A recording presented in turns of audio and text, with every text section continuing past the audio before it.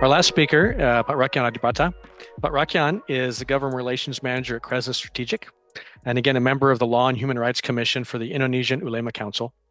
And he has extensive experience in government relations, counterterrorism policy, and strategic security. And Pak Rakyan's presentation is really going to focus on organizational and business resilience. So Pak Rakyan, over to you. Thanks so much. Thank you, John. So I would like to use the time with the time constraint right now. Let's start this first. Indonesia has now gone almost 4 years without any terrorist attack. Most researchers in this room has quietly downgraded terrorism because of it. I want to argue that those 4 years is not a peace dividend. They are a result of decisions. And the decisions was not made by us, it was made by them. So I spent my career on both sides of this, from the corporate risk, but today I want to connect those two as a counterterrorism analyst also, because almost nobody does. So let's start my presentations next. So zero attacks, in the last almost 4 years. But in the same window, you can see there's more than 200 arrests, more than 24 stopped, 5 billion rupiah in the last 3 years. Terrorism financing has been traced. So those two facts cannot be both mean the threat has gone away. One of them is an outcome, and the other is a measurement of intent and capability, and neither has declined. What you are measuring is the thing that is easy to count, zero attacks for the last almost 4 years. That's not risk management, that's counting. So next, go on. So in my presentations, most of the participant of this webinar came from a corporate background. And every security professional in this room knows there are two equations, right? Now try to apply them honestly. 4 years, almost 4 years of zero attacks. Which terms? You can see on the left side. Which term did it change?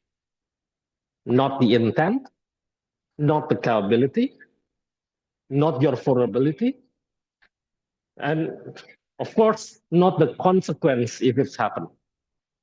So it changed just only one thing, their choice of tactics. And the tactics is managed, it's based on the decisions made within the adversaries' organizations. It's not a reduction of your risk, it is a reduction of your visibility. Now, I have one rhetoric question that doesn't need to be answered right now. But let's just say there is a terrorist organization that decide, underline that word. It's a terrorist organization decide not to do bombings again. Does that makes them less dangerous, or does it make them harder to see? Next. Okay. So in this slide, I would like to share with you one thing. There is a comfortable story, that says that militant movements in Indonesia has been matured, softened, disengaged. Part of that story are true, and I do believe in it. But that's on the level of individuals. As Dr. Zora once said, the aha moment. People that suddenly realizing all the bad things that they have done in the past, and they want to move along, start a new life. But at the level of organizations, the decisions to stop bombing was strategic. At least that's from my own perspective. Bombs are loud, they invite attachment 88, and they certainly do not deliver Tamkin. Tamkin is a territorial and institutional consolidations. So in short sentences, it means that bombings was bad for business. So they optimize, they strategize. The strategy was optimizing toward penetrations, to the schools, to charities, of companies, of yours. So that's what currently, from my own perspective, that really happens. So please, next. Okay. Now, from the picture that I put on this slide, I know it's a bit dark, but look at where your investment goes in the context of security risk mitigations. The cameras, the fences, the guard posts, the floodlights, all facing outwards at an empty ground on the street. But in the inside, there is an indistinguishable from everybody else. Are the people that actually that you are actually exposed to. So look at that picture, a man that I put on my presentations. His name is Parawijayanto.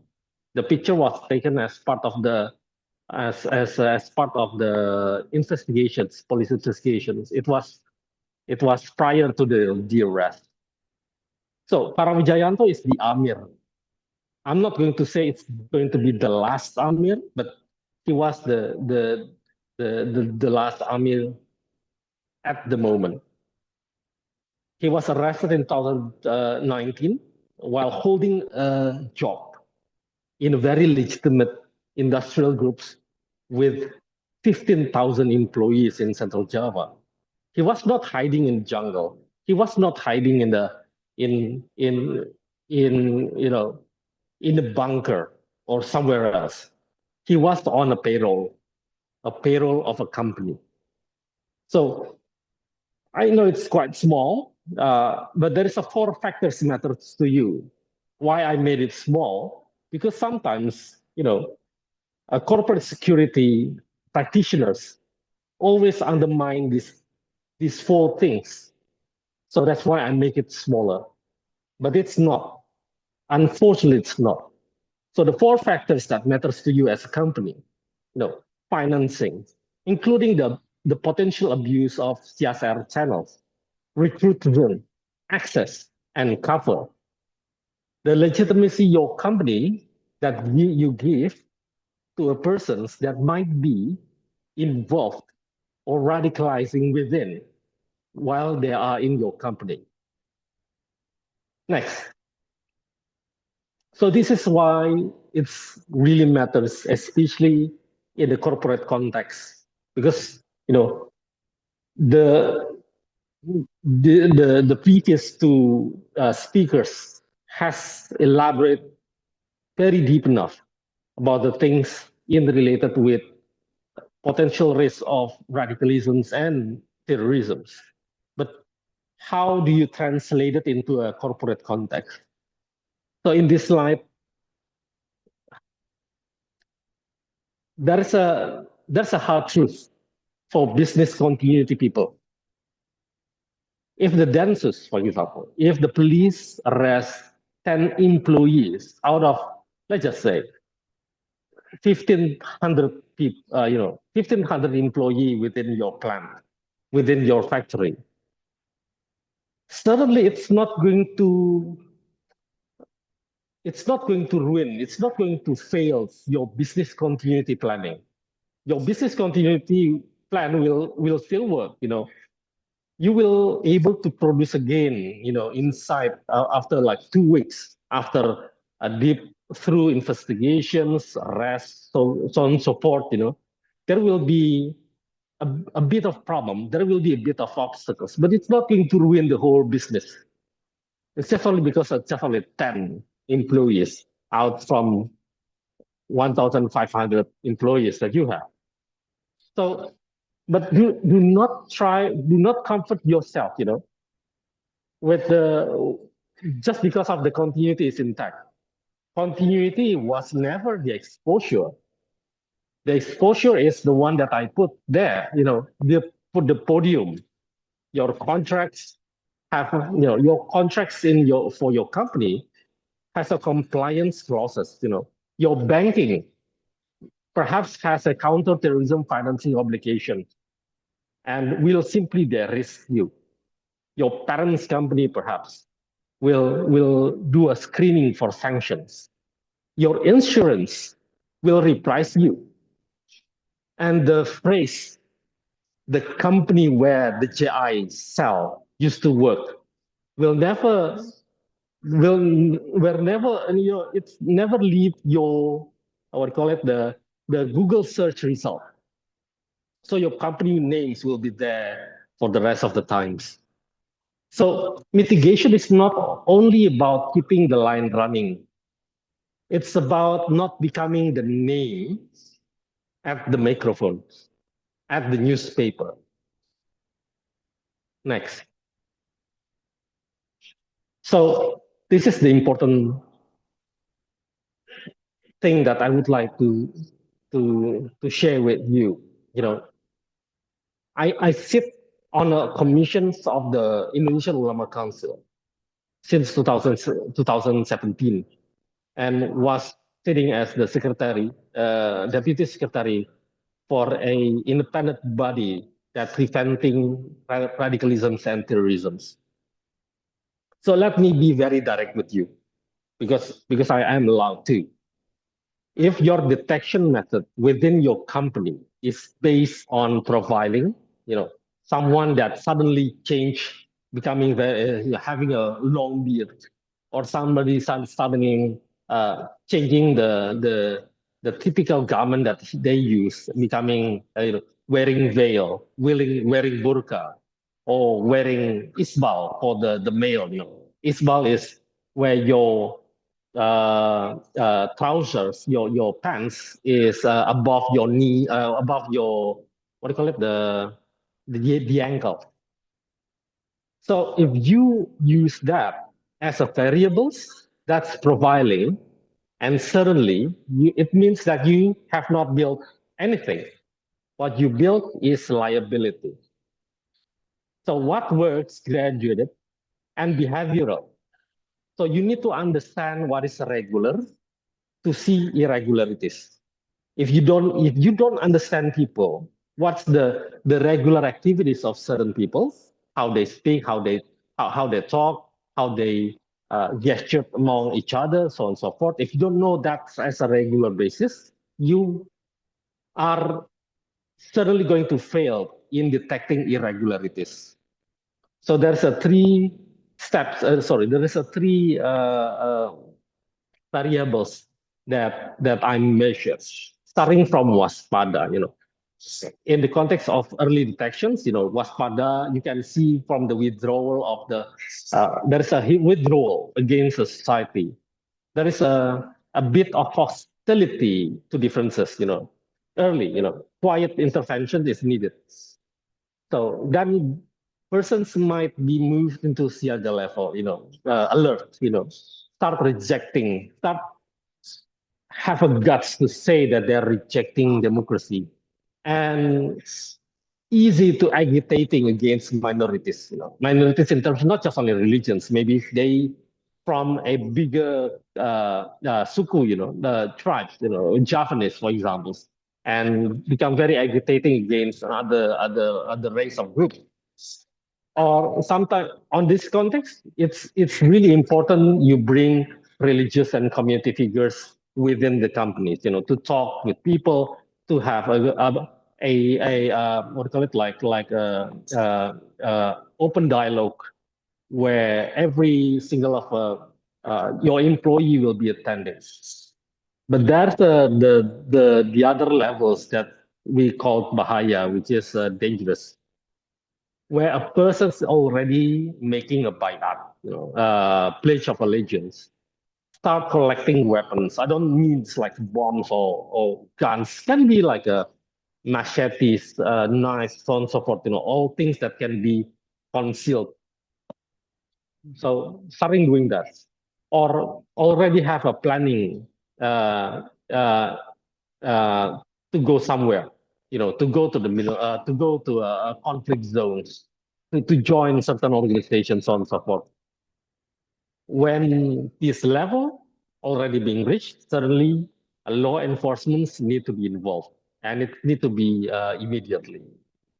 But again, the concepts of understanding the regularities and irregularities is always based on when you see something, then you say something. But none of these functions, it's never going to be function at all if nobody willing to speak. So look at the pictures that I put. At that corridor, there's a reporting line. There's a reporting line right there. It's well lit. It's obvious, but it's not going to touch it. Why? Because everyone is watching. In our culture, especially in Indonesian culture, accusing a colleague is a social act with consequence. So your detection problem is not the camera problem, it's not your software system, so on and so forth, but it's a cultural problem that maybe Dr. Zora might able to solve this kind of an issue. Lastly, my last presentations. Next. So I'm not going to ask you to build a counterterrorism unit within your company. You will not get the budget, and you should not get the budget. So for the corporate security risk practitioners, you already know the cycle. The AVA, the SRA, security plans. Deter, detect, delay, deny, defend. The 5Ds. The gap is not in the framework. The gap is in the ideological inside the risk that was never entered into the threat actors, threat variables. And reputationals and financing loss sometimes is never being entered as a consequence of an actions. That is the line item, not a department. And the coordination piece, for example, like having a very strong or adequate, I'm not saying strong, adequate coordinations with the Polri, with the BNPT, with the local intelligence, the regional or the provincial regional agencies, intelligence agencies, your Babin Kaptikmas, your Babinsa, those relationships must exist before the raid, not on the morning. So there is numbers of times when I gave assessments and consultations to some of my clients in the past, I always mentions the need, the priority that you have a direct contact with the detachment 88 in the province level. They have representative in every province. Having a good relations might do the job by preventing something that ever happens. Next, last thing. So there is three things to take away to close my quite long presentations. So dormancy, as the title of my presentations. So dormancy is a decision. It was not ours. It's theirs. So their strategy is now to be inside institutions, wherever it is, to be walk free on the playing side. As Dr. Noor Huda mentioned prior, and the last slide of his presentations. So it's not going to be outside the gate. Now they want to be inside the gate. So 4 years of quiet is not a peace dividend, as I mentioned before. It's a planning window. The only question is whether you want to use it or not.